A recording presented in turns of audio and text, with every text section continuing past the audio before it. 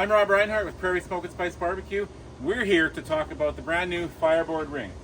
First review, first experience, when paired with the Fireboard 2 unit, this turns your standard backyard kettle grill into a fully functional offset smoker and giving you access to 22 inches of diameter of cooking space. Let's give it a run.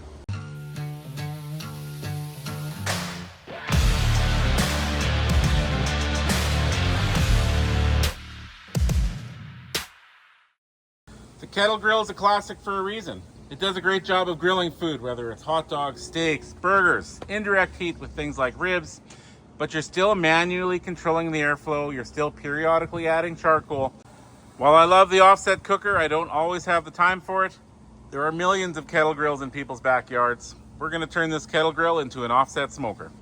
This is the new Fireboard Ring. I have cooked on it a couple times. Essentially what you have is a hollow aluminum ring with a ceramic diffuser plate in the middle and a base for our actual Fireboard unit here. This Fireboard base has a fan inside which blows air through the ring. Air enters the fire through holes perforated into the bottom of the ring, and that forces the airflow right down the interior walls of the smoker. So your airflow is coming down those walls and coming up underneath your charcoal fire. So let's get this grill set up. I'm using lump charcoal today. That's what I have. There's no reason you couldn't use briquettes. That should be more than enough charcoal to get us through our cook today. I actually prefer briquettes in my kettles here simply because it gives me the ability to dispose of the ash a little bit easier without jamming up my vents at the bottom, any unused lump charcoal that's in there. I'm going to build a fire that'll run from one side of the pit to the other today. Personal preference, that's just what my gut tells me to do today. I'm going to light the fire on one end, assemble the Fireboard Ring, let that airflow control the fire. That fire will burn from one side of the pile to the other. Should get us the flavor we're looking for. Now we could go with lighter cubes or other wax cubes, sawdust cubes, what have you. I'm gonna have a bit of a hurry to start my cook today. I've got some errands to run. So I'm just gonna get her lit up with the torch. I don't need a big fire. I just need enough fire burning so the airflow from the Fireboard Ring unit, that Fireboard fan, the airflow will take over and get our fire actually burning. So we'll just light up this torch for a couple minutes.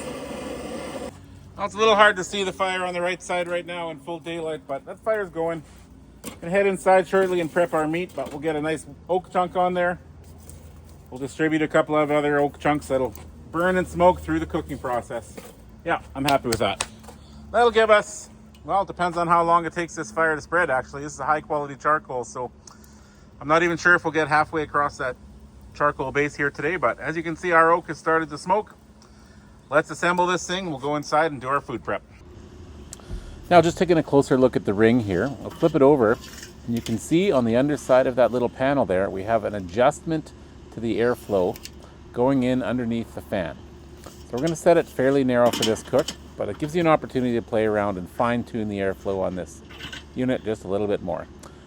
Insert that ceramic plate and the cooking grate. Now we can see our ambient air temperature. Now to set up the temperature, we're going to open up our Fireboard app, and right at the top of the screen, you'll see the Fireboard Drive section. We'll touch that part of the screen, and that allows us to set the cooking temperature. Now you can see some of the other options in here.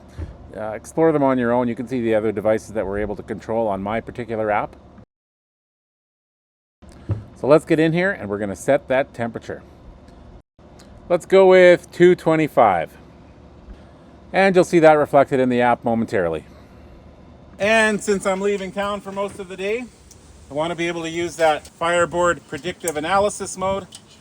Keep track of things while I'm away.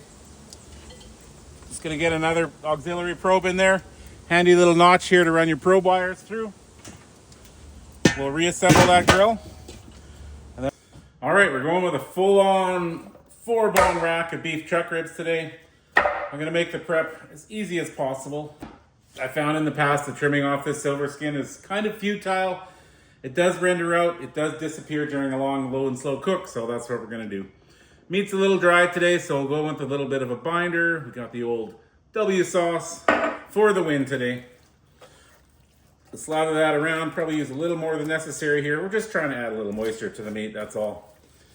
Kind of get the ends of the bones there. I'm not gonna apply too much spice or up to the membrane side. we're gonna have all that flavor packed on top. So today we've got prairie smoke steak shake and the ancho coffee rub. Pretty good combination on beef. One of my favorite combinations on beef.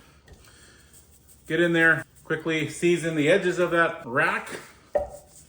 Make sure I don't forget about them. Everybody loves those tasty burnt edges. And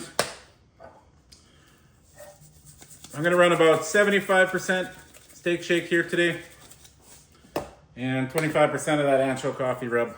Both of these rubs make for a pretty killer crust, pretty killer bark.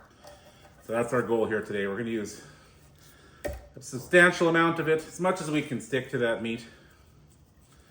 We're gonna let this bark build over hours and hours. That's it. Ready for the smoker. Time to introduce that beautiful slab of beef. Just drop that right in the middle. And there we have it. As you can see, everything's super probe tender. Get in here from the other side. If you want to see the temperature, we're ranging from like 202, 208. Not really reading the temperature, but when that probe slides in with zero resistance, that's exactly what we're after. Just one final view of that chuck rib. Love it. There we go. Rack of beef ribs, 3.5 hours rest. He's got up to about 206. So, here's what it looks like now. Okay, I didn't take the membrane off those. I like to keep that membrane on. Keep that meat together while they're cooking. Let's take a peek here. All right, that's what I'm after. Nice and jiggly. Exactly what I'm looking for. Okay. So tender. Can't wait to bite into these. Oh, yeah. This is the good stuff. All right, time for a test.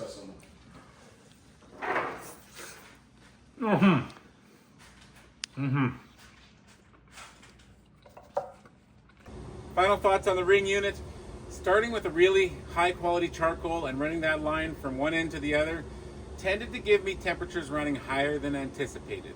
Once I switched over to briquettes and actually followed the user manual and built a pyramid, got temperatures that were much more stable. So as you'll see in the attached graph, initially the temperature rose up to 250 despite the fact that I was cooking at 225, but it really leveled out at 250 and gradually came back to 225 and continued at 225 until the charcoal was fully consumed. So that's the performance I'm looking for. I can't wait to keep cooking with this device long term.